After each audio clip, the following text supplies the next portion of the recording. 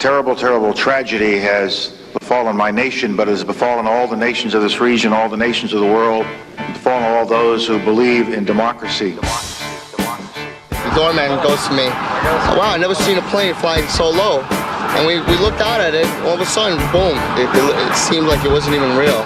The governor and I just spoke to the President of the United States. The coordination with the federal government from the time of the first attack has been excellent, including closing off the airspace around Manhattan.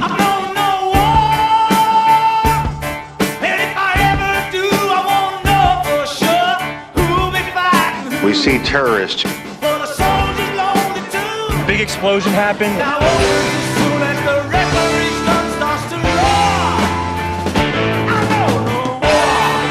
People who don't believe in democracy.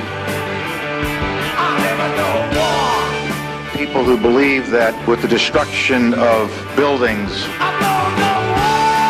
with the murder of people, they can somehow achieve a political purpose. There's people jumping out of windows. I've seen at least 14 people jumping out of windows.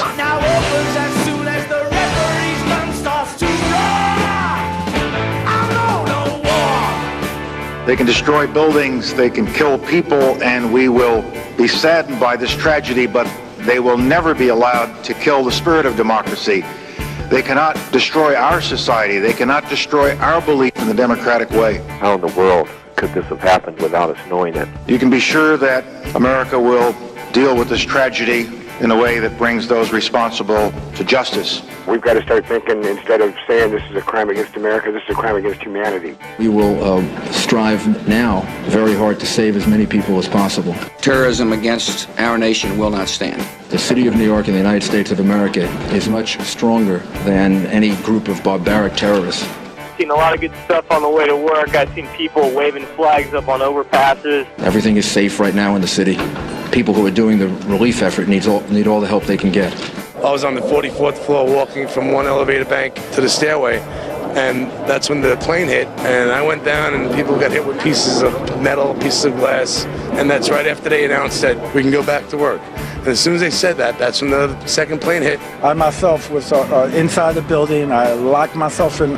When I tried to evacuate myself, I couldn't with all the debris and smoke. So I just ran inside and used the phone and called my wife to tell her goodbye. Hunt down and to find those folks. It's an attack upon the whole concept of freedom and our way of life. Our fellow citizens and our freedom came under attack today, and no one should doubt America's resolve. Make no mistake, the United States will hunt down and punish those responsible. Our military at home and around the world is on high alert status. The resolve of our great nation is being tested. But make no mistake, we will show the world that we will pass this test.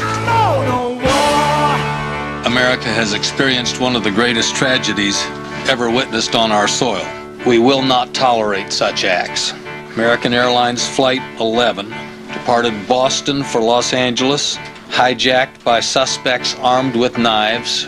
This plane crashed into the World Trade Center. United Airlines Flight 175 departed Boston for Los Angeles, was hijacked and crashed into the World Trade Center. American Airlines Flight 77 departed Washington Dulles for Los Angeles, was hijacked and crashed into the Pentagon. United Airlines Flight 93 departed Newark for San Francisco, was hijacked and crashed in Shanksville, Pennsylvania. A terrorist can attack at any time, at any place, using any technique. It is physically impossible to defend at every time, in every place, against every technique.